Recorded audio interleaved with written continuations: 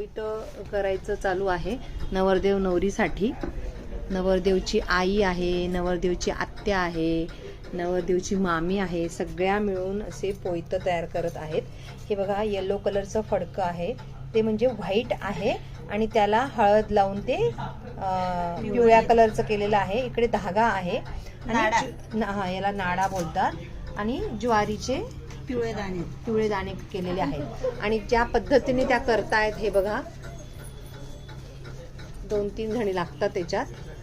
सुरुवातीला एक सुपारी बांधली गेलेली आहे आणि नंतर थोडे 6-7 दाणे टाकून एक छोटासा नाडा त्याला पॅक करायचा आणि असे 2 हारासारखं तयार केलं जातं हे बघा.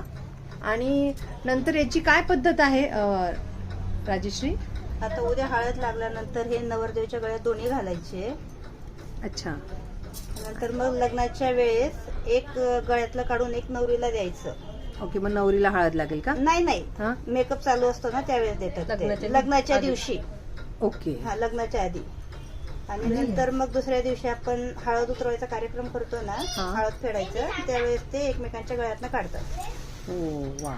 अशा पारंपरिक पद्धतीने हळद लावण्याचा कार्यक्रम आणि हळद फेडण्याचा कार्यक्रम अशा या धाग्यामध्ये तयार केलेला आहे हे बघा.